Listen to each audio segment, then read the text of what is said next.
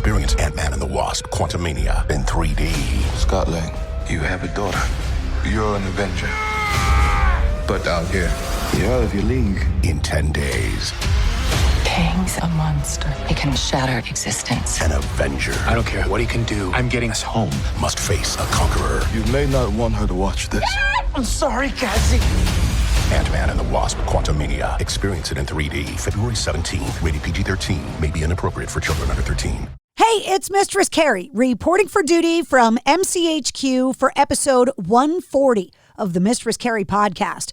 And before we get to this week's guest, Clint Lowery from Sevendust, I want to remind you about all of the features you can find at mistresscarrie.com. Not only can you find every episode of the Mistress Carrie podcast and every episode of my video show, Cocktails in the War Room, but you can also check out the concert calendar with all of the great shows that are coming to the greater New England area. They're hard to keep track of, and that's why I built the concert calendar. You can also find my blog, my bio. You can send me a message straight to the studio, and you can shop in the online Mistress Carrie store. You'll also find all of the links to my social media pages as well. Get all of that and more at mistresscarrie.com. Clint Lowery from Sevendust is one of my oldest musical friends. I met the guys in Sevendust shortly after their debut album was released, and our careers have intertwined ever since. Clint Lowery is a guitar player, he's a singer, he's a songwriter, and he's preparing as a solo artist to release a new EP called Ghostwriter on February 17th. So Clint and I sat down to talk about the early days of his career, what it was like having his touring life completely taken away during the pandemic, living life through recovery. We also talked about songwriting and the upcoming new Sevendust record, the concept of turning pain into art. We talked about his love of artists like Ann Wilson and Boston. And if you're thinking about starting a career in the music business, Clint Lowery has got some fantastic business advice for you that he wishes he could go back and tell his younger self. We talked about the legacy of the Boston Marathon and how his bandmate John Connolly is preparing to run this year, and so much more. Clint is literally one of my favorite people, and I am so excited that he said yes when I asked him to be on the show. So allow me to introduce you to Clint Lowery from Sevendust.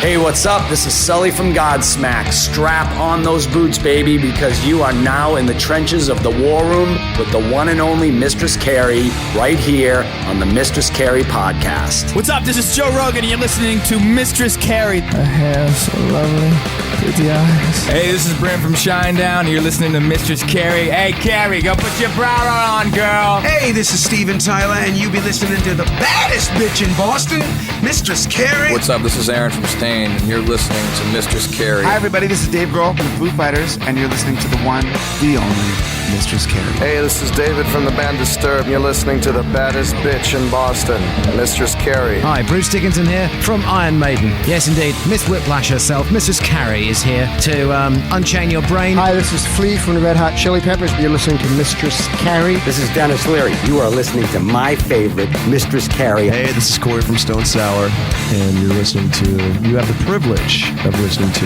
Mistress Carrie. Oh, God. Oh, yeah.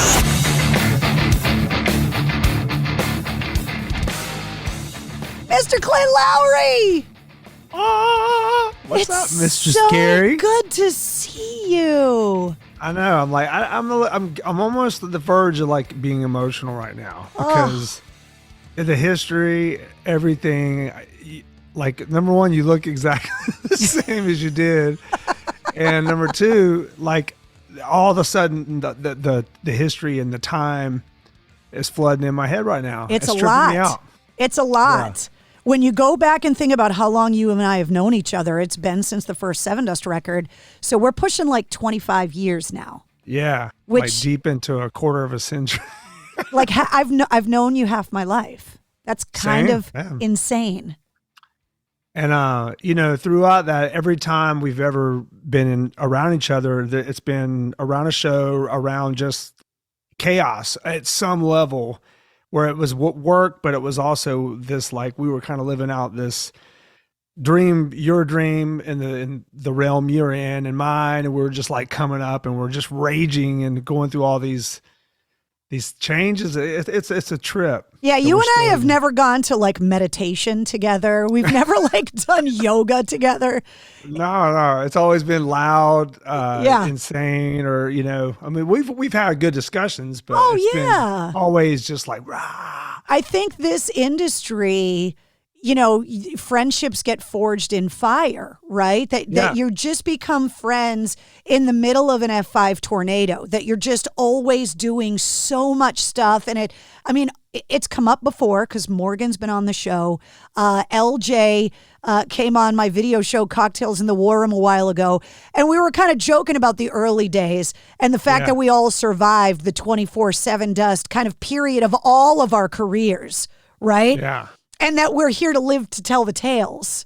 Yeah. I mean, to be totally honest, I mean, there's some times where I look back at some of the nights, in particular in the area, the Boston area, that I look back and I cannot believe my heart is still beating, but man, it was a lot of fun. Some of it was just some of the most historically, like looking at each other like, this is the best, we had so many real friendships that came from that era, that area in general. Boston was always great to us, that whole, vicinity. I've done a lot of introspection work over the last few years that I think a lot of people have, forced obviously by the pandemic, but also, for WAAF to be gone almost 3 years now, having been there for 29 years of my life, those kinds of, losses coming back from that and the pandemic, like I think a lot of people over the last few years have kind of taken stock in the person that they are and the life they want to have and what they want to do with the rest of the life that they have moving forward. And on one hand, I look at some of those crazy times and the mistakes I've made in my life. Tell me if this is how you feel. And it's almost like, you fucked up a lot of things in your life, but at the same time, like I wouldn't change them because I've come to a point in my life where I'm really happy with where I am. And I'm so happy with what I've done and who I've become that I'm really grateful even for the mistakes at this point, which is a really weird place to be at. That you just kind of, I mean, there was so much you just unloaded, like, and it triggered so many thoughts. So just centering on the fact that you were like, what you want to do with the time you have left. Like I'm deep into that territory now where, there are the mistakes, the things I've made a tremendous amount and just tried my best to wreck every aspect of my life back in the day in the honor of rock and roll, and, so now I'm just at that point, you said the pandemic, that was the trigger. That was the moment where I'm like, you know what? I lost my mom in March of 2020. So that whole thing was, what am I going to do with my time? Who am I going to spend the time with? What is valuable to me now is completely different than what it used to be. My happiness comes from different things than it used to come from. So it is the currency in the current time and the currency of the time I have left is tremendous. And I don't say as much as I used to. I don't do things that just make me uncomfortable. And I'm not saying that I need everything to be completely with my flow, but if I have any kind of say so in it, I want to be happy, and I want to do good work. And I want to, we've played this game, you and I, in the industry for years and years, and it can be a very dreadful place to play. And now we're at the point where, we're picking, choosing tours. We're doing the things that we really want to do. We could go grind more and do more shows and try to make more money and do this and that. But it's like, what are we trying to do at this point? And really the thing is just to be happy. Yeah. Or not even happy, just content and at peace. It doesn't have to be all like, yeah. But can you imagine you and I having this conversation 25 years ago about finding inner Absolutely peace? Not. No. There was no way. I didn't have the capacity to understand it, and like you said, those mistakes, that's what forged where we're at right now. All that stuff. And like, I used to think that was so, I want to talk to the old version of me and just like, what the are you doing? But I'm glad that it, like you said, it was part of it. And I know it's a cliche think you can thing to get say. here without all that. Can you? No. Is it No, possible because- to come to this place in your life without making any mistakes? Yeah. I mean, and I think some of the mistakes are the type where I needed pain, really extreme pain, to go with the mistakes to make a change, because I was doing things that I knew technically were a mistake, yet I would still do them. You know, I would like look at that. I'm like, man, that's a bad choice to do that, to get in that car, do this and that. I'm going to do it. I know it's bad, but I'm going to do it. So now I needed the bottoms to come with it and the consequence to really like, okay, I'm going to change. I've asked this question of artists a lot. And I'm curious to your answer, because you've known me long enough. I can't sing, can't write songs, can't play instruments, just can't do it. But I love surrounding myself with people that do have those gifts, because I am such a lover of music. But you just said something really interesting. Is it possible for great art, I don't just mean music, I mean great art in general, to come from anywhere other than pain? Man, that's like the old age question. Like, would Alice in Chains been as incredible without the heroin? Or would there be, like, I believe there's absolute tremendous inspiration in pain. I told someone yesterday that the biggest motivation I have to write is when I'm in an extreme emotion of some type, happiness, sadness, confusion. So I definitely think there is an aspect to that. But then there's also this thing now, and the older and wiser version of me is like putting myself into play more, you know, just being more active, being more engaged in the ceremony of writing songs or the ceremony of creating something. So whereas I don't really have the inspiration, but I'm still at the plate, I'm still like trying to forge an idea to, you know, most of the time you go through a bunch of crap to get to something good. So I just kind of, you know, what I lack in despair and pain, I try to make up in time at the plate, time just working on my craft. And, you know, it'd be funny to see, like, you know, Jimi Hendrix, people are like, man, he would have never done what he did without the acid and all these things. I'm like, well, we'll never know. We'll never know what Lane Staley would have been like if he wouldn't have been caught in the traps of that addiction. We'll never know what Jimi Hendrix would have been. He would have been around longer, maybe, and then there would have been songs that came out of that era. So we never know, but that's a great question. You know, it's complex. I think that, you know, obviously a lot of there's a lot of great art that happy people have made, but it seems like the life-changing art always comes from a place of breakdown and rebirth, of hitting rock bottom and coming back up again. That, you know, I've joked that rock and roll wouldn't exist if women weren't bitches. You're welcome. So I mean, there's a lot of songs have been written about it. You know what I mean? A lot of really, really good songs. You know, and the thing is, people, if it wasn't true, people wouldn't relate to them. There wouldn't be this connection that is so wide and mass, and you know, people relate to anguish, and they relate to like someone screwing you over, and then rock and roll's attitude just in general, or music for the most part, is geared toward that attitude, geared toward that mistreatment, geared toward that over the top emotion and love, or whatever it is. You know, the extremes are more interesting. Yeah, I think so too. You know what I just realized while I was listening to you talk? That you and I wore matching shirts today. What? Oh my. Is that what kind of what, you know what's funny? I just changed my shirt right before I came on because I had some like really dad rock shirt, you know, and I was like, I'm gonna go put something cool on. All I need is what is that logo? It's Tool. It's Tool's logo. Oh, okay, yeah. All right, yeah. Well, same wavelength. I know, right? Well, and you're saying all this stuff that's been in my head for like, you know, years. So I'm like, she's all in my soul right now. Yeah, oh, I'm in there. I tapped right into the marrow, babe. I'm in there. Yeah. Well, I'm trying to remember the last time I saw you guys, and it was obviously before the pandemic. So I'm talking maybe 2019, 2020, maybe, when you guys were in town and we actually got to hang for a while.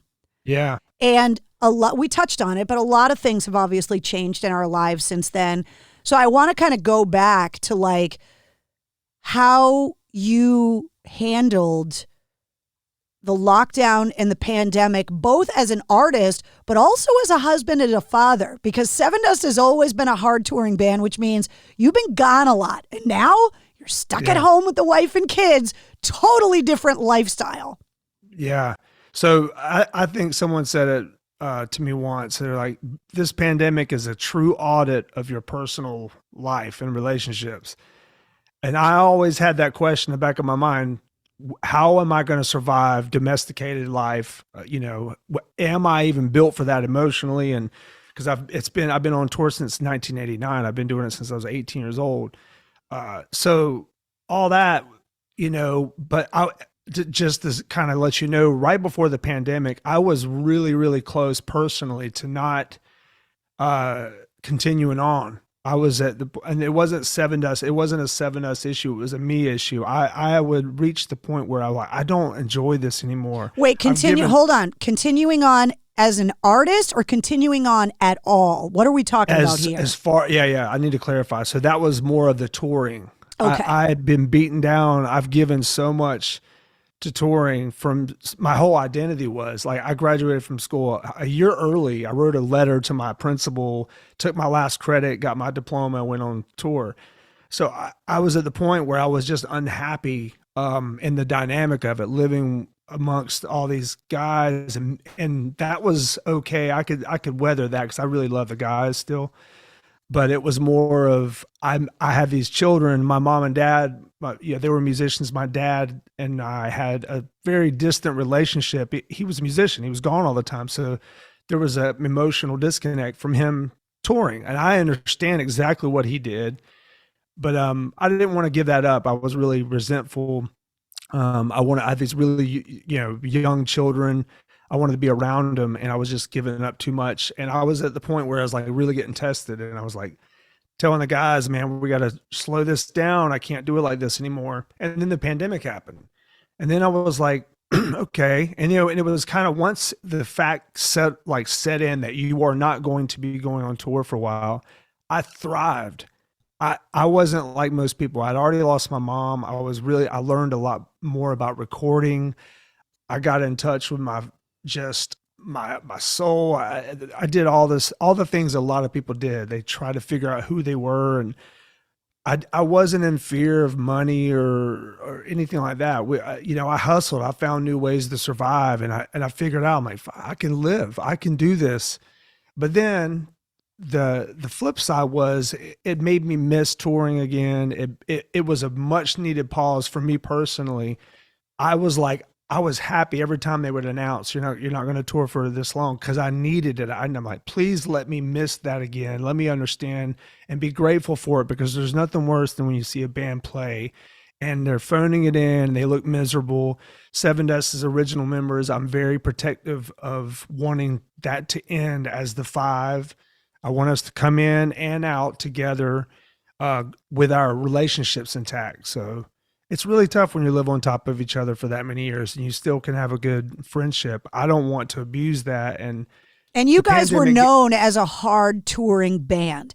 There are very few bands that have grinded on the road at the tempo that Sevendust has since the beginning. You're road dogs. You always have been. And we were one of the first to go out and when the pandemic was lightening up a little bit, we were one of the first bands to do that, but we're so conditioned to that it seems normal, but we're starting to draw our put our boundaries out there for that. But the whole pandemic was a time to really, re-energize my love for touring.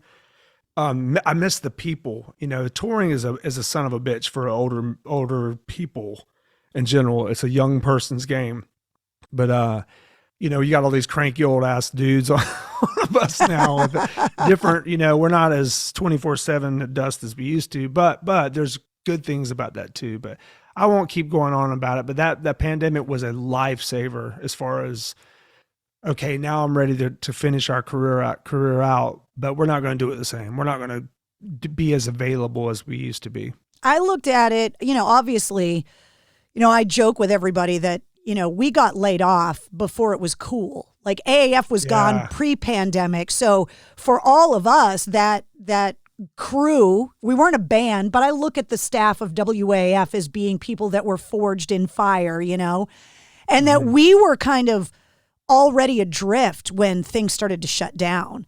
And I looked at it kind of the same way that you did, which was, okay, what am I going to do? Like, what is my life going to become? How am I going to move forward? And how can my happiness and my life enjoyment kind of get folded into that? And I looked at the pandemic like you were either going to spend all your time on social media and in your pajamas on the couch, or you were going to get moving. And so I looked at it like, okay, the world shut down. I'm going to run 3 times as fast. So when the world picks back up again, I'm ready to go, because I had to reinvent everything. Yeah. And so like you, it was like, what do I really want to do? Like, what's going to bring me joy? What is it that I want to kind of set for goals for myself, both personally and professionally, and like really kind of move forward? And it's interesting that you and I have always had these parallels, right? Because, you know, the loss of your mom is something that, I don't care how old you are as a kid, is devastating. And shortly after the pandemic, I found out that my mom had Alzheimer's. Yeah. And so I've been dealing with the slow, painful loss of my mom, even though she's still here with me. So when you talk about, you know, that relationship, I had this same conversation a few weeks ago with Chris Daughtry, by the way, because he lost his mom during all of that as well. And, you know, it is something where it really does make you look forward and you go, okay, this shit's real. Like, life is real. Yeah. I mean, my dog's chiming in now. No, mine are probably trying to do the same thing. Yeah. So it is real. And when I called it, when my mom passed, it was like the safety net of parenting. Even though I didn't utilize my mom as a parent, but there was a tightness with her and I. And when she went away, I was like, okay, now you're on your own. Their chapter with her is gone. So now it's what, you know, my relationship with my wife, my kids, and it's the legacy, all the things, all the conversations we've had, you know, and I miss the hell out of her. But, you know, you were talking about the Alzheimer's. My dad had a little bit of that, and Parkinson's, and he had the decline was going to be one that you're talking about, and he passed away before it really got bad. So my heart goes out to you for that. It sucks. It's such a cruel disease. It's the cruelest. The cruelest. They're there still, and it's the burden of the family behind. But so I know you'll get through it. You know, it's, you know, everyone's a great spiritual guru, and everyone's got things figured out until life dumps something like that on your lap. And I'm sure you're a tough person. You'll handle it with no question. But that is no joke, and that will make you reanalyze everything. You know, just watching the frailty of your parent, which was the pillar of your life, and then they're falling apart. You're like, well, guess what? That's inevitable. I saw my mom laying there. I watched her eyes just fade out, and I was like, everything just shrunk. Yeah, it's like all the things that I think are like a huge deal, it's nothing, and you know. And there's that last little breath, you know, and it shook me in a huge way. I'm still like, I'm just now getting to where I'm like, okay, I can get through, you know. Well, one of the things that I realized is that we grow up thinking our parents know everything, right? Yeah. And then you realize they just were figuring it out. I mean, they weren't even like, it wasn't that they didn't know everything. They were wrong. My family was so dysfunctional. Like, it is, my life and my children's lives has nothing. My house was insane. Parties. My mom dated a few different men, and some of them were aggressive, and it was violent, you know, all this volatile. It was insane. Weed, beer, like, it was all of the stuff, you know. But she was a loving mom. She was strong, but that's how she was, you know, she was just that way. And she had a really big passion, and, you know, I'm sure you had you know, now that you're an older, you know, you're in your life, you're like, damn, why did they even, that wouldn't even be, half the things that happened in my childhood would be criminal charges. You know what I mean? In terms of neglect. Dude, yeah. When the vaccine started to come out, my 20, well, she's like 22 now, my niece and I were having a conversation, and we were just talking about like vaccines and stuff, right? And she said something so funny. We started talking about the chicken pox. And I was like, well, you've never had the chicken pox, right? And she was like, no, I got vaccinated for it when I was a kid. And I was like, you know what they did when we were kids? If somebody got it in the neighborhood, everybody's parents sent them to get chicken pox. And she goes, did they call DSS?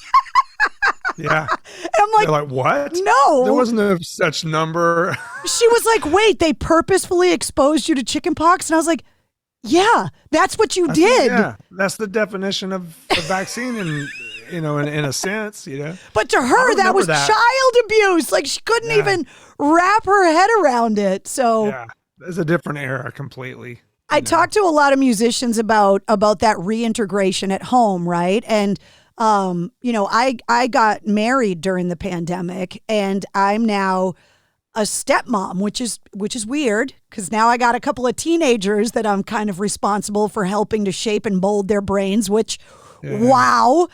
And one of the similarities that I see, obviously they're not the same, before somebody gets on Twitter and is like, Carrie said military and touring rock bands are the same. But your family has to adjust to your absence. And then they have to adjust to you being around all the time. How did everybody handle dad being home all the time? That's a major point. And only reason I like in a very, very respectful way use the military family dynamic as a comparison to musicians only because the time away can be extensive. What they do and what we do is a completely different world. So let's establish that first. Yeah. I have the utmost respect, sacrifice on that side. But you're exactly right. It's always like, musicians being kind of self-centered. They're always like saying, well, how am I going to handle this? And I'm used to that. But like, yeah, you're right. If you have a family, wife, kids, whatever, they have to understand, Tara says all the time, it takes you a few days to get decompressed from the tour because you're on tour, you're just in the zone because you're surviving it. You get home and then they have to get used to. I'm a big guy. I'm like kind of moving around. So in consideration, I don't like keep myself scarce at first, but I'm just kind of like ask what are your routines? What are you doing? So I fall in place with the flow that they establish when I'm gone, because that's an interesting thing. I mean, it is a huge adjustment. And then some people like me, insecure musicians, can be like, well, do they not want me here? No, it's not that. It's just if you're a loving person, it's not, some people come home and they're a wreck and they're aggressive and there's elements that happen with that. But I come home, I'm generally pretty much agreeable and like, hey, okay, what do I need to do? How can I help you? How can I integrate back into this life, And that's a science to it, and it's something I'm still working on. But they got, the kids loved it. I love being with my kids. We have 2 real good kids. They're not, no issues psychologically. There's no damage there. They're just normal. They're loved. I do a lot of things with them. It's really all about it. It's not always comfortable. It's not easy being a parent all the time, but I was completely ready for it. So yeah, there's an adjustment for them. My wife, I don't know. I think she likes when I leave at some point because it keeps some magic around. Yeah, missing the person you love does do something to a relationship. So no matter what, if I quit touring, I will still travel. I will still do things, even if I just go up the street to a hotel for 2 days. Like, I'm just gonna let you be without me for a second. Not for me, but for you to. But yeah, that's marriage. Did the kids get the famous Lowery musical genes? Because this is something that we talk about on the show all the time. And I just talked to Scott Ian from Anthrax about this. Is musical ability genetic or learned? Because your family has a long lineage of musical talent in it. How far back does it go? Do you know? It kind of really started with my dad. 'Cause my dad grew up he was a one of 12, and it was on a farm, and they were picking cotton. It was Native American Lumbee tribe, North Carolina, whatever. But yeah, so he was the first. There was another uncle that played guitar that kind of taught him. introduced it to him. So he was kind of the first, as far as I know, on that side. My mom was pretty much the first on her side. So it was like that generation. But yeah, it's so interesting because it's like a generational habits can be passed on. People say, is it DNA or is it behavioral, environment stuff that they pick on? And that's a real good thing. I think there's like an ability to have rhythm and understand keys and stuff that could be in the DNA side of it. Cause I just naturally heard rhythm and harmonies and different things, and my dad would recognize it. But my kids, they're at that age where I was starting to find my musical voice. My little girl plays piano, but my son has no interest in it whatsoever, like not into it. He's all athlete, all that, all day long. He loves music, but he's not. I'll hear him sing sometime, like, nope. You ain't gonna do it. And you know what? I'll be honest. My dad was brutally honest when it comes to music. If you don't have a really like foundation talent, natural, and you're not working at it, I don't let up at all. Like I'm not like I don't critique my little girl too much, but when she plays and if it's wrong, I'm like, my dad was brutal. He's like, that sounds like shit. And I'm like, damn. He said, well, if you're going to survive, you got to get good, and because your brother Corey is a musician as well. He's in Seether and been in bands. You guys have been in bands together and apart and toured together. My younger brother, Dustin, my younger brother was probably the most talented. It just didn't work out for him. But he was, I don't know if it didn't work out. I think he just kind of lost his luster for it watching us stumble through the music stuff. But yeah, he was such a great and is a talented guy. So, but he loves music. It's something he'll always have in his heart. It's just not what he does for a living. I have a theory about like your musical upbringing, that there's the soundtrack to your childhood, the music you get exposed to, gifted. Like my mom, one of the greatest gifts she gave me was the Beatles and this love of music.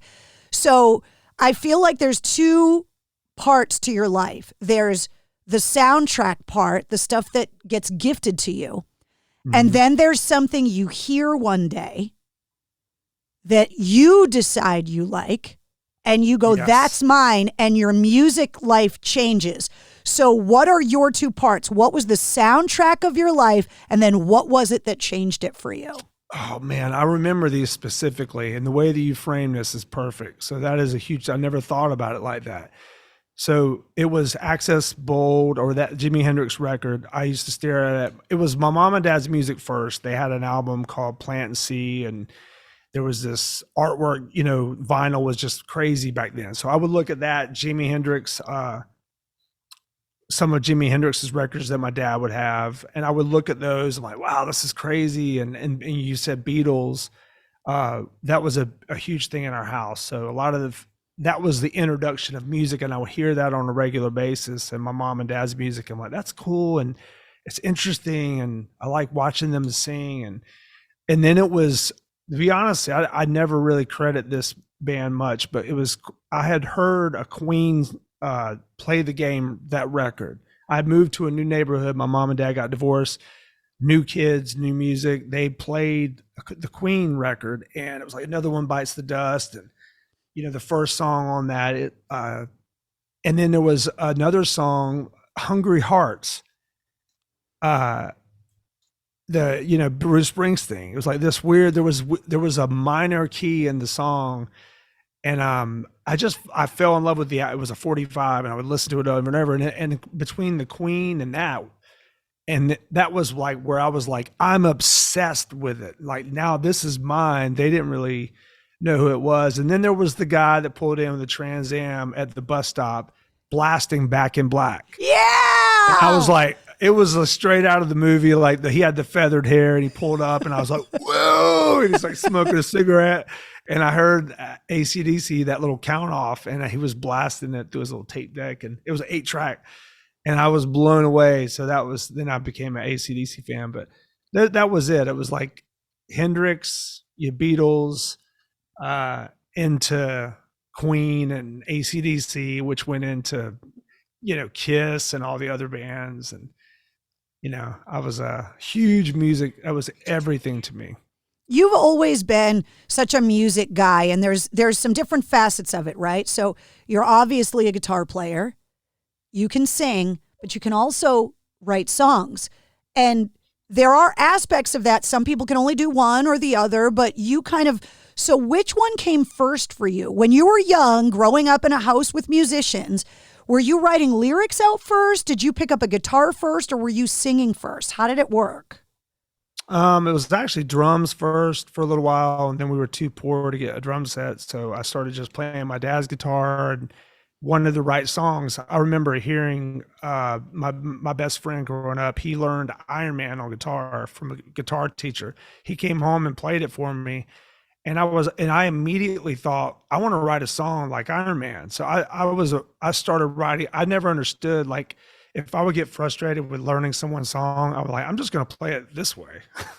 It was almost like a cop out, but it was my first introduction to writing. I was always wanted to write, and I never really sang. I never really thought of myself as a singer because my brothers and my mom and dad were such great singers. I was okay.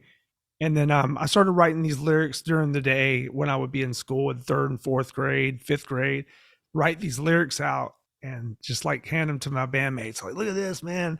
And so I was, the writing was always important to me, more so the therapy of it, just being able to do anything I wanted to do. I didn't have to do any kind of, people were learning other people's songs. I'm like, that's cool. And I definitely learned millions of songs, but it was more of like, I want to do a song like that. I want to have a song like AC/DC. I want to have a song like Iron Maiden. And so the songwriting was always the thing. And the guitar was, I fell in love with guitar once I let go of my drumming dream. I became a full-on guitar player, made that commitment, and just obsessed over it. Do you remember the first song you wrote to the point where it was an entity, like a thing that had music and lyrics and melody and all of it, that it was done? Yeah, it was a song called Vanderlight. It was a We Rock or Vanderlight. It's cloudy which one came first. But Vanderlight was this one really simple. It was kind of like the Iron Maiden, Iron Man, Black Sabbath riff, but it was like about this local, tale about a guy that got his head chopped off at the train track and carried the light. Every town has one of those stories. So Vanderlight was what it was called. And if you go down to this train, this railroad track, you'd see the guy, the light, and so we wrote a song about it, and it was ridiculous, but that was the first one. I remember saying, "This is it, man. We're songwriters now." But here I am, 1,000 years later, 1,000 songs later. Well, and that was something that I saw that you were doing during the pandemic, is that you actually do these like songwriting seminars where you help other people craft songs of their own. Yeah. And I do it like this, like via Zoom, but I can share like a screen, and that came from the pandemic as well. I was doing that a lot. And what I really loved about that was the fact that you unlock these options for songwriters that didn't know that were there. And then from doing the process for a living, you find ways, you work with other people like, oh, I'm going to use that, or I'm going to use this template, or so you learn things that work for you, and you share that with other people, and to see like little light bulbs happen and breakthroughs with a fellow songwriter, it's incredible. And my true passion is helping other people kind of discover their voice, and helping a young artist have the confidence to be a songwriter, because it's a very vulnerable thing, and it can be an emotional roller coaster. For a serious writer, it can be, and so I like helping people navigate that, and I learn from them too. That everyone's got their process, and I listen to them. Oh, that's cool. I never even thought about it. Some of these young artists are like light years ahead of me as far as the bandwidth they have, to understand and absorb things. They're like sponges. But I like being around that. It was cool. It was very rewarding. I talked to a lot of songwriters about process, like what you're talking about. So let me give you some processes that other people have told me work for them, because I want you to tell me what yours is. So somebody like Zach Wilde told me that he sits in a room and starts a song, works on a song, finishes a song, closes the book on to the next. And it only writes when he has to write because he's got something he needs to write for. Then there's somebody like Jerry Cantrell that told me that he'll get like a riff idea and he'll like sing the riff into the phone and like squirrel it away for later. And then I've talked to other people that like keep little journals next to the bed and will wake up with like a lyric idea and like will, write it down in a little book, and that when they need an idea for something, they'll thumb through these books looking for a lyric. So how does it work for you? Is it the melody, the riff, the lyric? How does it start?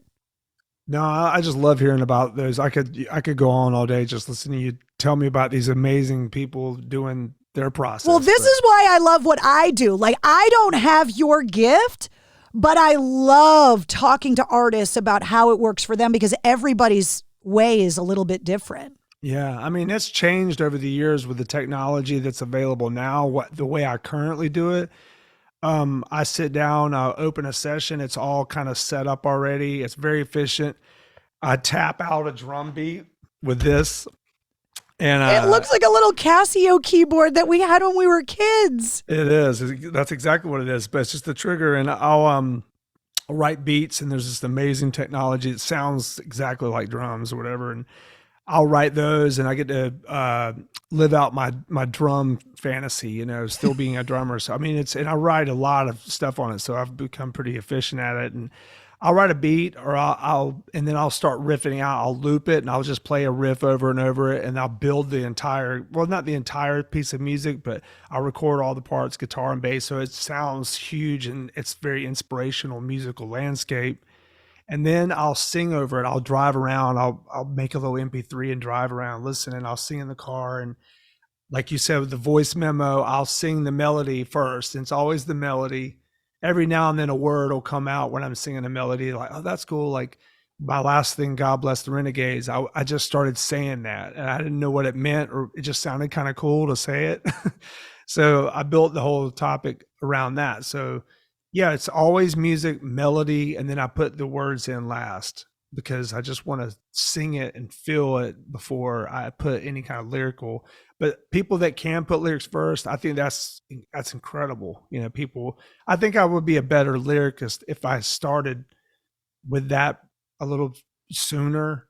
And when I do really concentrate on lyrics, it's that's a whole other side. I think there's a huge connection that happens within the lyrics. Melody pulls you in, but lyrics is what holds you.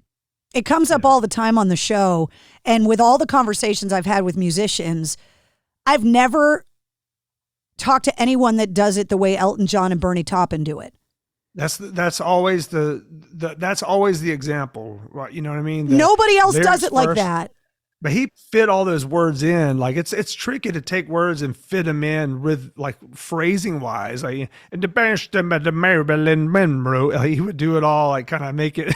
But to have somebody hand you finished lyrics and you weren't there to contribute, and then they leave you with these words, and then you craft a song and a melody around it, and you guys were never in the same room at the same time. Like every songwriter I talk to, they're like, no idea how that works for them.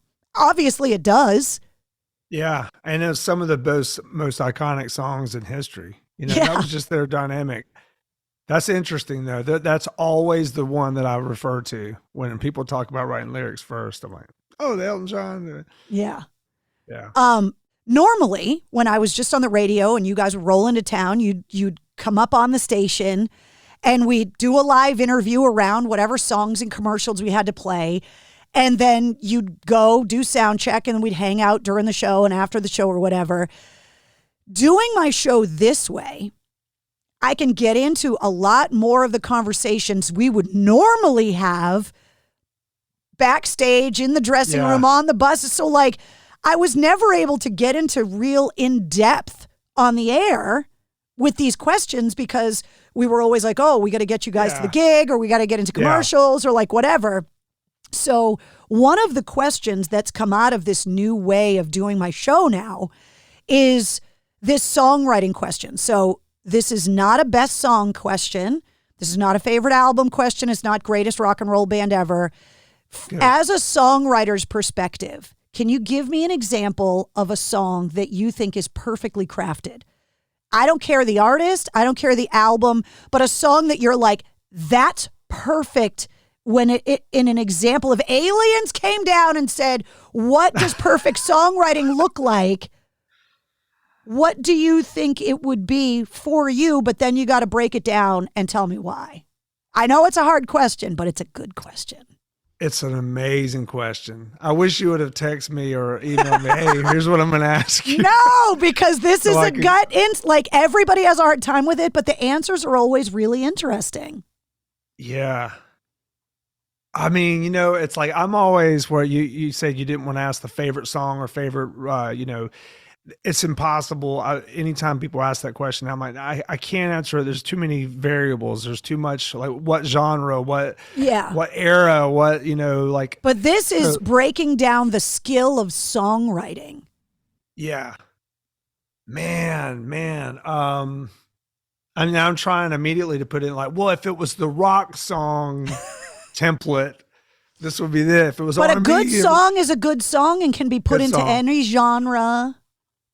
Oh man, you know what? I mean, and this maybe it's just because of the Boston era, but like there's songs that Boston did that were there was so much that happened in the song melody wise with More Than a Feeling. There was melodic, there's peaks and valleys, there's amazing talent singing wise, musician wise, arrangement.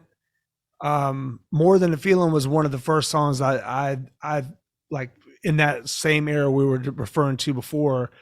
One of those songs that I heard, I'm like, it starts off slow, it ends with this, this huge build. And so that like just instinctually is a perfectly crafted song on every measure. The melody, the sound of the vocals, the guitar playing, drumming there's no shabbiness going on there. But god dang, there's so many other songs. I mean, I don't know why that song came up in my mind. Man, let me see one more. I mean, no, I'll stick with that. No, that's a good one.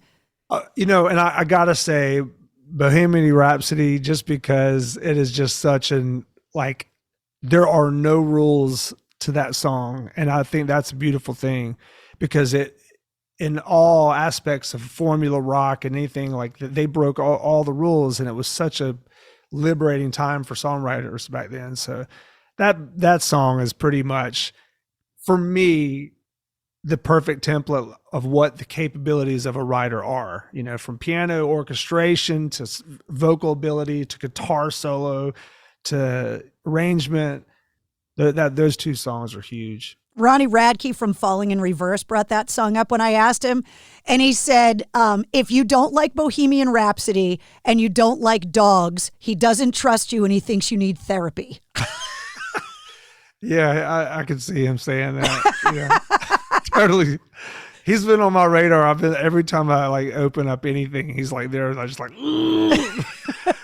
so I've never really chanced. I've never met him before, but I just hear his stories, and it's kind of interesting because I know he's a riot. So yeah, he definitely speaks his mind, which in this day and age is kind of refreshing. You know what I'm saying? It's like if people say whatever about him or anyone, I'm like, you know what? At least there's some danger in the guy. He's saying stuff. It's like, it's a little, like you said, it's refreshing. It's fun. It's entertaining. Everyone acts like they annoys them, but I'm like, you're intrigued. Yeah. That I like the beefs back and forth. Like to me, I just get the popcorn out. I'm like, look at they're taking it all so serious. And, it's like, it's kind of interesting to see because you get to really know, rock singers and in history, they've always been that way. They've let me poke the bear a little bit and say something that'll piss people off. And I like it.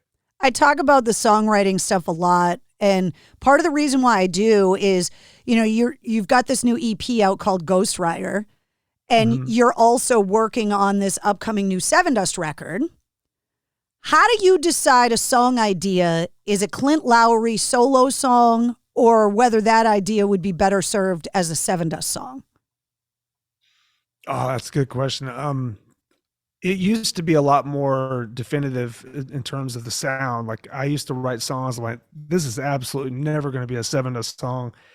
Morgan or LeJean will hear it and like, man, we should do that. You know, I think when we did Angel Sun, that kind of opened us up to a way more melodic, pool of songs to pull from. We're able to pull that off the way LeJean sings, and we didn't always have to be, heavy all the time.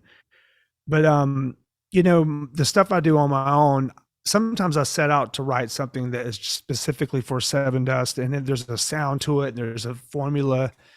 I hate to say a formula, but there's a sound. So I love writing that. I'm very comfortable writing songs for that band. With this, when I do my own stuff or anything outside, there's a ceiling that gets lifted a little bit where I can do things that ordinarily wouldn't be ideal for Sevendust. And some of the things I sing, I write vocals, some of the vocals for Sevendust stuff too. And LeJean and I will collaborate, Morgan and John, everyone's kind of in there, but, I just, writing vocals for my own thing, I have a different style of singing, a little bit different than LJ. So I get to kind of explore more of an alternative melody, than what happens with LeJean. Has one thing he does and it's really powerful, and it's very, I write songs that have him in mind. I know how he works and he knows how I work. And so with this, I get to kind of just sing it. I don't have to put that filter on it. I can just sing it this is how I would sing it. This is how I feel about it. So yeah, there's definitely distinguishable factors between, but sometimes there's a new song on the new Sevendust that was, it's one of my favorites. It's kind of a poppy rock song, but Sevendust ended up tracking it. And that was one that was clearly going to be on mine. There was a song on the last record, the last two records that were going to be solo songs that ended up being, because I always play the songs for them just in case someone, digs it, But I have catalogs of songs that just sit. So I just kind of dig through all of them. And so what were the ones that Sevendust has already released that you're talking about? Not Original was on All I See Is War. There was a song called Not Original that I wrote for myself. On the last one we did, what was it? I want to say it was a song called Love. And that was more of a song that Morgan and I had kind of worked on, and we were going to do like the Call Me No One thing, but it ended up being for Sevendust. But, yeah, there's been a few. I mean, even Angel Sun, I had that music and everything kind of sitting around in the chorus before the whole Lynn Strait thing ever happened, and just kind of had that. Xmas Day was a song that I just had on the side that I wasn't ever going to play for Sevendust. We ended up doing it. So yeah, I mean, I used to be more picky about, I'm actually a little more picky now because there's songs that I really want to express myself with. If Sevendust does it, it's like, there it goes into that machine and it does what it does there. But the whole purpose of the solo stuff is just to do stuff that's a little different so I can express myself musically throughout this other outlet and sing it myself. It's hard to turn a song over all the time. If you write something lyrically and it means a lot to you, LeJean always does a better job singing it than I would, but there's something about you give it, it's like, I feel that, I want to say that. So the side project is small, but it's a good way for me to just express myself as an individual singer and writer, And you guys are always super supportive, Morgan's had his solo stuff. LJ's been working on his solo stuff. Yeah. It seems like the band has really found this place where you guys are like, we come together, we do what we do, but everybody's kind of got these other creative outlets that are just for them. Yeah, I really encourage LeJean, especially, he hasn't really done anything on the solo thing. I know he's been working hard on it. John's done it. I think what happens when I do the side things, I come back to Sevendust a stronger writer, a stronger member, band member, because you get to let it out of your system, and things you can't do in Sevendust or you didn't feel like you could do, you do them, you come back and okay. And now when you're back with your band, your core band, you're grateful because you're like, man, I need, it's fun to lean on these other people. When you're by yourself, there's no one else to blame. It's all on you. So if it sucks, it's all your suck, but who said that exact same thing to me? Ann Wilson. Really? Yeah. I love Ann Wilson. Me too. I did the interview like this, and she popped up on my screen on Zoom, and I was like, I couldn't do it. Yeah, freak me out. Too powerful. She's too powerful. She's the best singer. I don't even say female singer. I love Ann Wilson's voice. I think it's still so good, and the texture and the grit, the range. She's enormous talent, man. I had to ask David Draymond. I'm like, how the hell did you get her on the record, dude? I don't know. They wouldn't have done that Sound of Silence to kind of open up the success barometer. Well, he slid into her DMs on social media. That's how he did it. Really? So anything's possible. I was so I love Disturbed. They've been so good to us through the years. We've been big supporters of each other, but when they got Ann Wilson, I was like, man, I am legitimately hating because I'm like so jealous. I loved Heart, and when they got that, I said it totally makes sense. I can see them doing that, and the song's cool, and she's incredible. So yeah, they were very fortunate to have her, and I'm sure she was kind of cool. Like, oh, I'm gonna sing on this rock band's track and power ballad, and it sounds awesome. Yeah, it's really cool. Yeah. So I want to talk to you about, you guys haven't announced the Sevendust stuff. So can you give me any hints of when we're going to hear this record that you guys have been working on? Well, can you tell me and not get in trouble? I'm at the stage in my life where I could give a shit if someone get in trouble about anything. I'm not, I don't work for them. They work for us, but it'll be this year. It'll be in the next few months. You're going to start hearing some songs.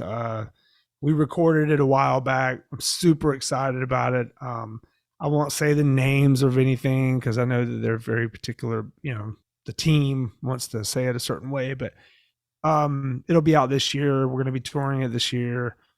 That's one of the reasons that I wanted to release my EP as soon as I could at the beginning of the year, so I could get that out and flush that out and put it out there, and then give 100% attention to Sevendust. But I'm very stoked about the record.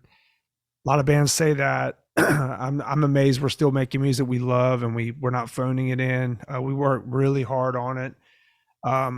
It'll be out this, the first songs. We're going to be doing some videos in the next week or so. All the guys are going to be coming around my area. We're going to film some cool stuff, and it's going to be build a bunch of really cool content and roll it out in the, early spring, late spring. And then I'm thinking about a summer release, and yeah. You'll be able to give me an honest answer on this now because the band has been through it all. Okay. Do you think it's harder to keep a marriage together or a band together?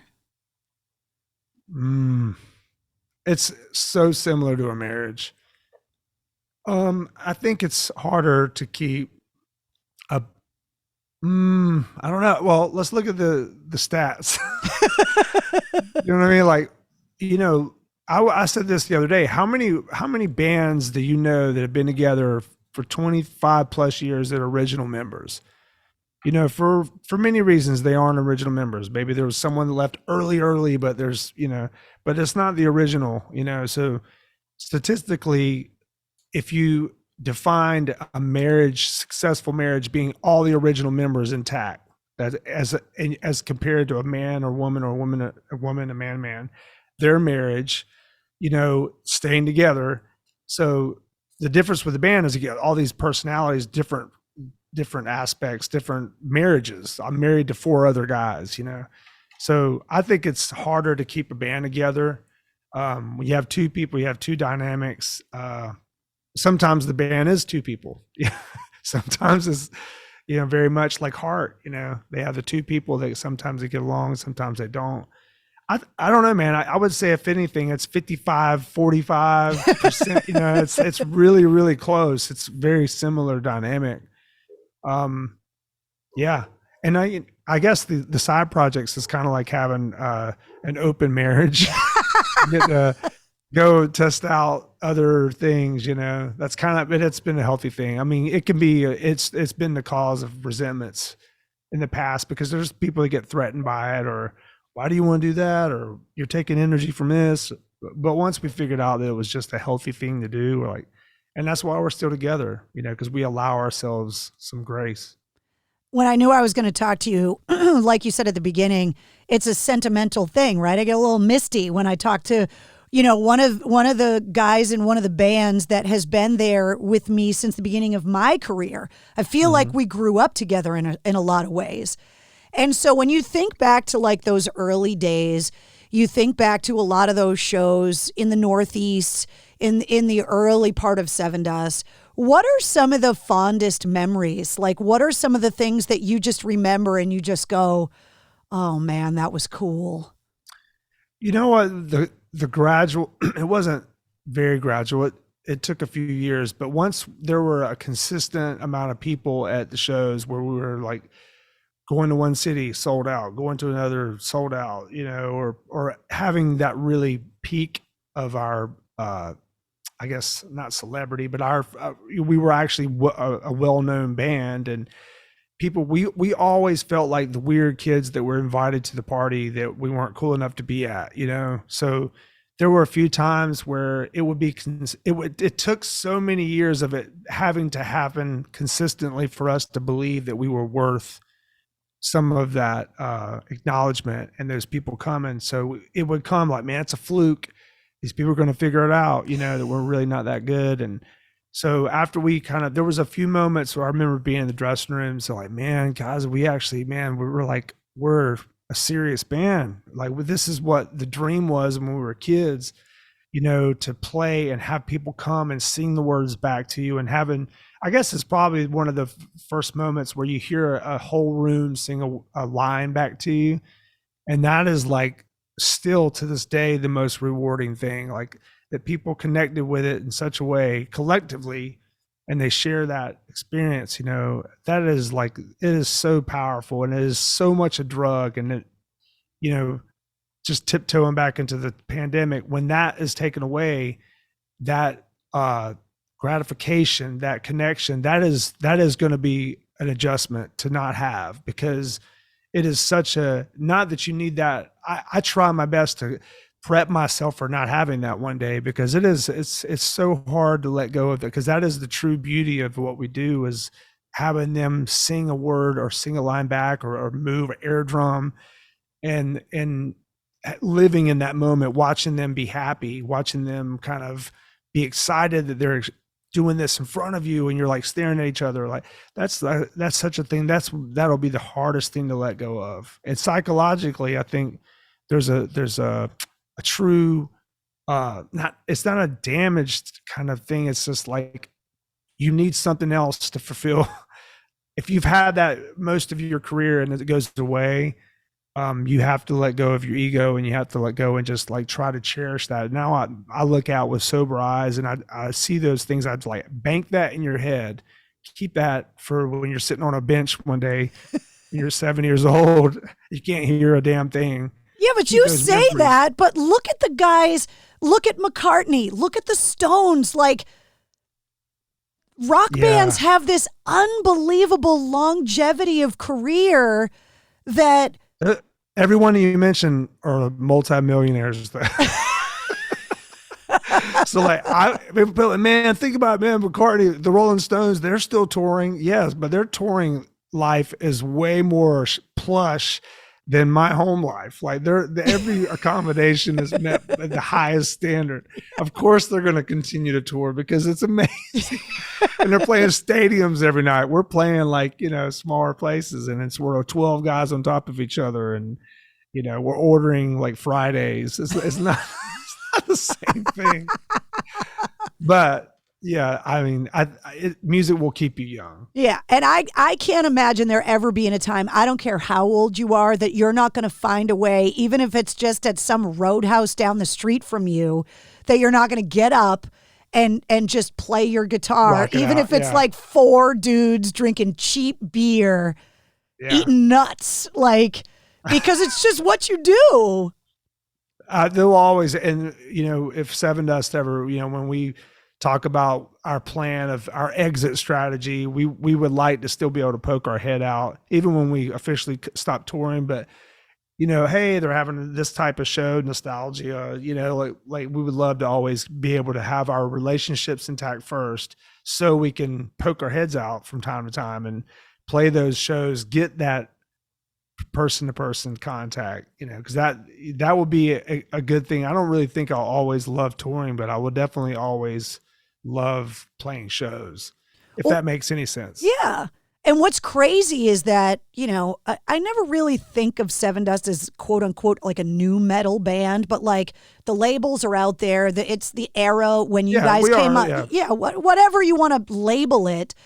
But it's crazy that kind of genre of music is finding this rebirth now with new rock fans. And I see it keep popping up on social media that you talked about earlier, like Angel's Son, that video is like this time capsule. When you go and look at all of the people in that video, what a time capsule of a moment that video is. Yeah, to have all those that era, the new metal era, there was a lot of heavy hitters there. System of a Down, and so many people there. It's hard to even remember, but I remember that day. Linkin Park, Incubus. Yeah. God, man, and like what they're here. Like it was such a good reason to be there, and everyone was truly friends at the time. The community then was so strong. Bands were super supportive, and it's a different world. I'm not going to be the old guy saying, well, it was better back then, but there was so much connection between bands back then, and everyone was thriving and everyone was learning from each other. And it was a great era. Like with any new era of music that's pioneered, I don't mind being called a new metal band. There was a huge movement with that. It was great. It was fun. It was some cool bands that came out of it. The grunge era, the whatever the 80s, era. Hair metal. 80s, I loved all of it. Me too. I love the 80s. I'm really into that. I watch like these old 80s videos and my eyes get watered. I'm like, oh my God. I loved it. I loved it with all my heart, Me and Chris Daughtry were analyzing the Journey Separate Ways video. Yes. And it's the worst, best video in the world. Exactly. And all we kept thinking was like back then, like late 70s, early 80s, like, how did those guys function in those tight pants? Why didn't Chris Daughtry and Lizzie Hill recreate that video? How the opportunity missed there is just baffling. I almost text him when they did the song. I saw that. I almost text him like, dude, you had an opportunity. Shot by shot. I mean, they could have found the facility. They could have done it, and just between both of them, and that maybe have some of the Hellstorm band beats the other guys, the random keyboard. It's the best video. I've watched that video and Start Me Up by the Rolling Stones like thousands of times. It is the cringiest, best thing I've ever seen in my life. I love it so much. Rock and roll is good for cringy moments, and a lot of them come up on the show a lot. You guys have been out on the road a long time. When you're going to be a hard touring rock band, it doesn't matter how long you've been in the game. Spinal Tap always is proven true.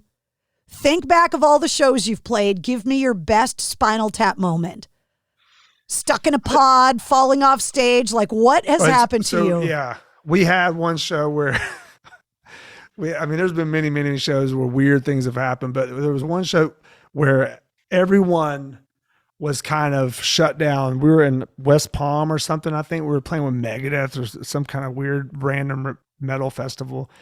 And we're playing and we go out there, all guns are blazing. We're doing our thing. My guitar kind of starts fizzling out, and we had these trampoline kind of things. So my guitar goes out and I end up falling like off the front of the stage.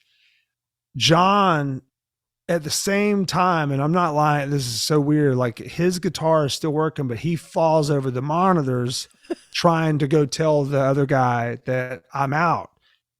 And so him and I are off the stage. Vinny's bass gets a drink knocked on top of it, So basically, it's this huge festival, and all three of us, I'm talking within a 3.5 minute, 4 minute window, we're just out of commission. Like it's the Morgan and LJ show right now. So they're just starting like, and Morgan's like, and he's like, they're playing, like, I forget what song it was, but he's playing and LJ's singing, and there's no key or there's no anything. And it's just like, and the funniest thing was, I remember just watching on the side, just them aborting the mission. It was just a very subtle, like slow, like 10. He's like, it's just like, you see him just give up, you know?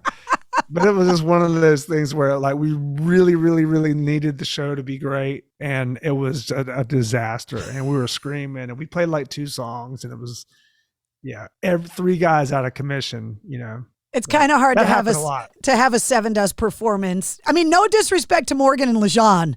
Yeah. I mean, there was no strings, and they should have just went. And that was the new metal era. There was kind of hip hop thing going on, so they should have just broke into the. Yeah, Morgan could have laid down a fat beat, and LJ just could have started rapping or something to try and freestyling. Yeah, no, we had a lot of things happen. We've had people, you know, bum rush the stages. We've had all kinds of just weirdness and, you know, people telling us crazy news while we're on stage. I mean, it's been every range of event that could happen. We played so many shows. It's bound to happen. It was really weird for me when we were getting ready to sign off of WAF and kind of looking back at my radio career and like the moments that I was on the radio to have to talk about, right? Whether it be legendary artists passing away, 9/11, the marathon bombing, just like all of those moments, and you're living it in a very public way in the moment. It's crazy to think about all of the things that have happened. Yeah, I mean, you were like kind of the voice of, you're like expressing it for the masses. You're like this person everyone's listening to, and like, what's your take on this? And you know what, you're providing this information to people that are hanging on the edge of their seat, and you're like, you know, you're the messenger for a lot of that stuff, and so you're like really acutely aware of the event and the magnitude of it. And I am not Walter Cronkite. I don't know. You're like a rock metal version of Walter. Like you're my Walter Cronkite. I appreciate that. You guys have been through so much over the years. Business ups and downs, bad record deals, management issues, like all of that stuff.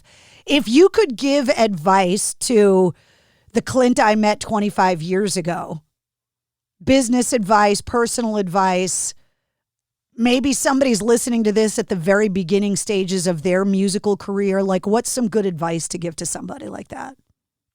Well, I mean, there's so much advice. I mean, I could write a book on. You should end up writing a book called Protection, a protection plan for musicians. But you know, first off, I would say I'll have 1 or 2 people, probably 2, if you could, people that are passionate about reading the language that is in any contract. It is not fun to be the business guy in a band, but you got to have somebody.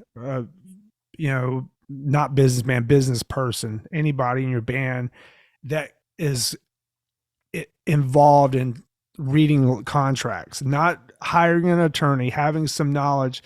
So reading exactly what you sign. That's good life advice, no matter what your business is. Absolutely. And, you know, it's just about taking accountability, not trusting too many people. I would say the most valuable currency a band has is the connection between them and the fans. So you build a relationship with them. It could be person to person, but if someone likes your band, take 2 seconds to say hello, take 2 seconds to write a comment back to them. In this current dynamic, build a relationship individually, collectively, through shows. Try to have connections with those people, because once you do have an actual direct contact with them, there's a bond that's created there that I've noticed. So be very mindful of the people that are interested in your band. Give them a little bit of energy, because they will always come back. They'll always, most of the time, me as a fan, if someone that I really like is nice to me, or they give me a little bit of respect, I'm like, I'm a fan for life, man. They were so cool. That goes a long way. But and then also lastly, just putting everything you have in the product you're making, the songs. Do it because you love doing it. Do it because you love the way that a good song and a band makes you feel. That will give you lots of good things. That will bring the byproduct of that will be success. The byproduct of that will be thriving and evolving as a writer. If you have something good that you love, there's a good chance that someone else is going to like it too. Or you can't really expect anyone else to like it. You just have to love it. And like that is success. If you can write a song that you love, stick with that, and then maybe you'll be able to slick your way through this disgusting business and get a career. But it's tough, man. It's not for the weak. It's it looks easy when people are already established and they're doing it, but it takes a lot of things to happen to get to that. It's a tough business. So do it because you love it. I guess that's to sum all that up. Do it because you love it. Create music because you love the process of creating music. Everything else will figure its way out. Did the pandemic give you an opportunity to discover something outside of music that you love? Did you develop like a love of cooking or gardening or reading books or something, some weird ass hobby you never thought you'd love? I read more books than I have in my entire life through the pandemic. I learned more about recording than I ever have. I've been in this game a long time. I spent that time saying, okay, I'm gonna become a better engineer. So yeah, I learned it was music. Some of it was music based, but it was not in the normal realm that I play in. So I got to build my own studio. I work out of my own studio now. This is MCHQ. And as I was like getting it put together, it's the cleanest studio I've ever worked in, by the way. That old AAF studio is disgusting. And as I was like putting things together, so right there is the door.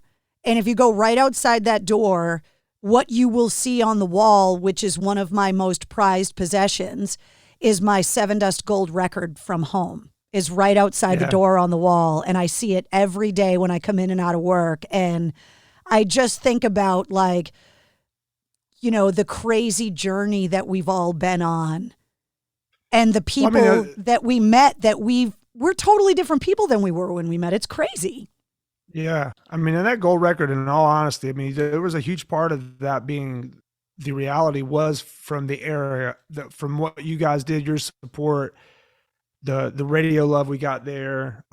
There was a huge presence there. And that was one of those gold records you saying, like, you were really a part of this. It's not us trying to say, hey, you helped make this happen. Thousands and thousands of people that we connected through the radio, from what the support, the shows y'all put on were always amazing. And that, it was a huge thing. So that I missed that relationship with, we don't have those connections with radio stations or people like that anymore. We used to have about 4 or 5 people, and you obviously being included, of those major cities we go to and really like and really love, enjoy our time with, and we're going to hang out with them at that show. And, you came, you did a lot. We recorded in your area. You hung with us all. So you were a part of. I did your grocery shopping for like 2 months. Yeah. I'm surprised we even ate, because I was drinking like a fish. My interns made more packy runs for you guys in the time you recorded home.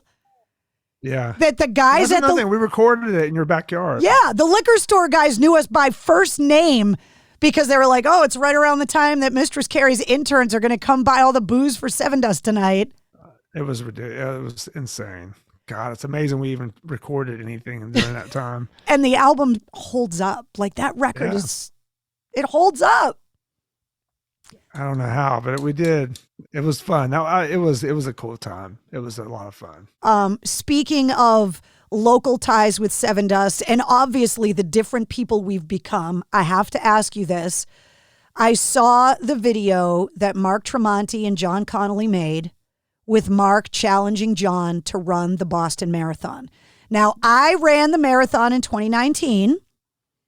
Damn. Having grown up here, having broadcasted from the finish line, having been that drunk college kid along the marathon route, cheering the runners on growing up, John has become like Olympian level elite athlete.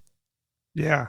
It's A, insane, and B, he's now going to tackle arguably the most famous and most difficult marathon course in the world. Give me your predictions. Tell me how you think he's going to do. See, I know all about John Connolly's stats, and I'm like, pretty big fitness advocate myself, but his level of commitment to that is a whole nother thing. So I really in tune with what he does.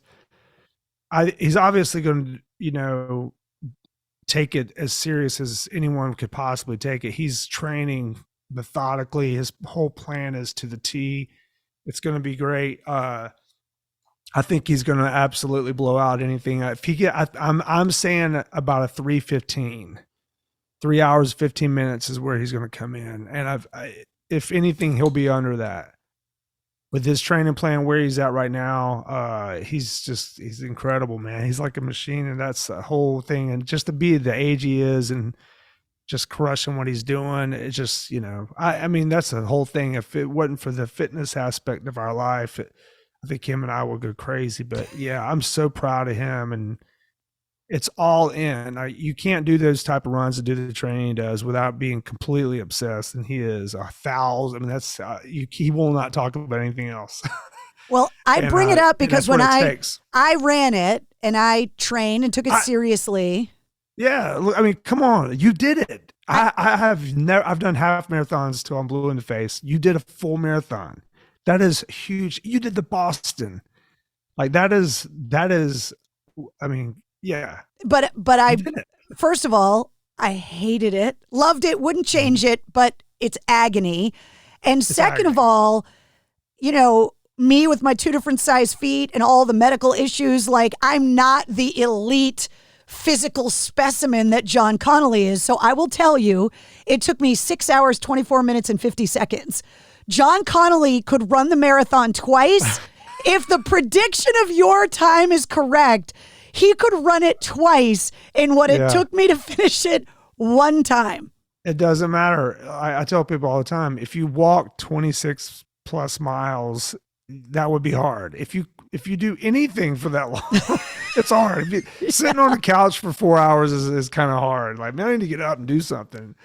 But yeah, that just the fact that you did it, you participated, you went out there, you're part of the 1%, that have actually done that. So it doesn't matter the time, your personal, time is personal to you. John is a machine and has no like the Terminator. So he's going to do the Terminator numbers, but I'm excited to watch it. I actually was almost got a ticket to do that. I was going to commit to do it with him. But I never got the bib. We can get you a bib, honey. If you want a bib, because the way that it works with the Boston Marathon, for any non-runners that might be listening, that there's qualification times. Yeah. My finish time wouldn't qualify an 80-year-old woman to run that's fact, to run the Boston Marathon. But what the BAA, the Boston Athletic Association, does is they give bibs to amazing nonprofit organizations in a wide spectrum of organizations, including Mark Tremonti's organization. And that's how they get runners to raise money for charity and get official bibs. So that's what I did, was that I ran for a veterans charity because there was no way in hell I was ever going to qualify. But I got the finisher's medal, I got the bib, the whole thing. If you want to run it, I'll get you a bib. But what I was going to think about it. But what I was going to say is that if you guys wanted to come up and cheer him on. Actually, it's funny you say that because I really think I'm going to do that. I'm able, where I'm at fitness wise, I could get through the marathon like no problem, but it would be very slow, but I might, if there's a possibility of getting a bid, a last minute bid, I might jump on it.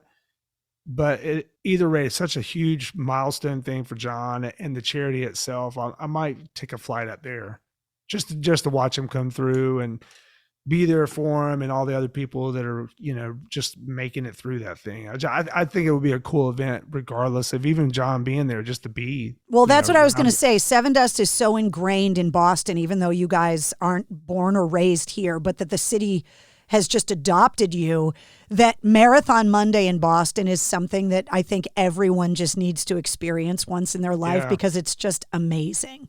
Well, my son's a huge runner too, so maybe I'll have him come up with me and just have that experience watching John come through. And I think I just made my mind up. I'm gonna go one way or the other. I'm gonna have his bib number. I was gonna watch it like play by play. I'm so excited for him, but man, he just did 20 miles the other day. I'm like, you'll be fine. I'll leave with this. Like at mile 20, like, is that where it becomes like, okay, mile 20? So it depends on the course. It is very well known that mile 20 is the halfway point for the Boston Marathon. Yeah, meaning that's the top of the hills. That's Heartbreak Hill. That's what's hard about the course, is that the first half of the Boston Marathon is downhill. So what happens is runners go out super fast. They make that mistake and they think, oh, this is easy. And then you get into the hills and all the muscles that relaxed for the first 10 miles get engaged, and all the muscles that have been working hard are fatigued. And then you hit the top of the hills at mile 20. And this is where my boyfriend, now husband, was with a bunch of his friends holding up signs for me at the top of Heartbreak Hill. And everybody's trying to be so supportive. And they're like, only 6 more miles to go. It's got to seem like. And you're like, shut the fuck up. I hate you and your face. Yeah, because 6 miles for most people is brutal by itself at any pace. You've already run 20 miles. And 20 miles. And you're doing it in April in New England. And when I started the marathon, it was pouring rain. Then the sun came out and it got really hot and humid. It was in the 70s. Then the clouds came in. It started raining again. Then the wind picked up and it was like 35-mile-an-hour winds. So you're fighting these winds in the hills.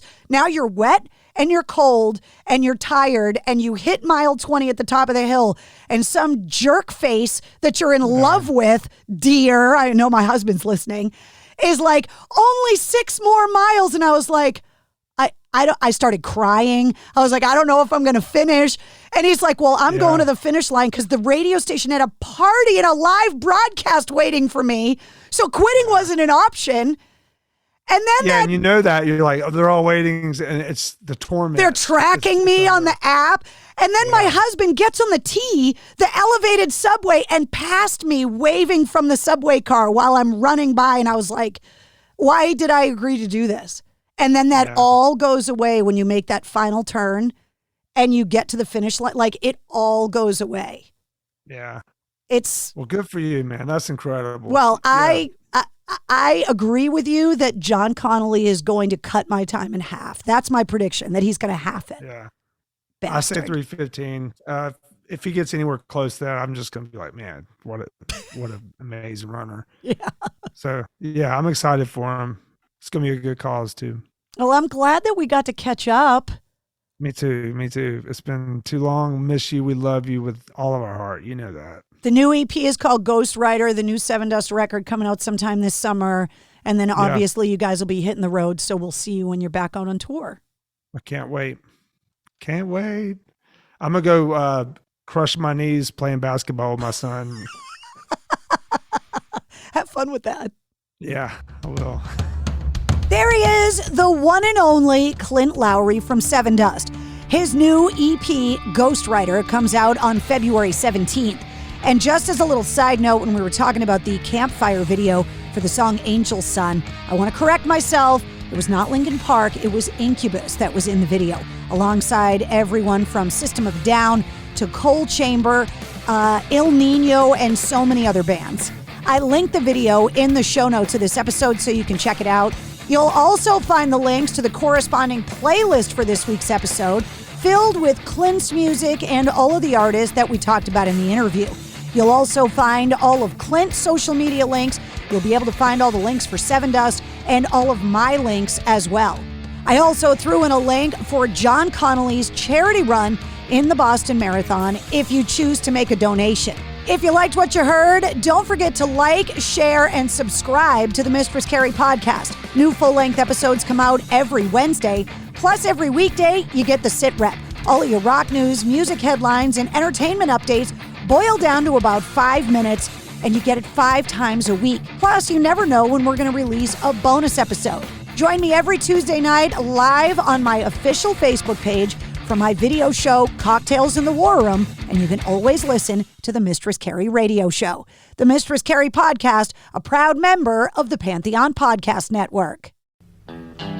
This is the Ugly Things Podcast, and I'm your host, Mike Stacks.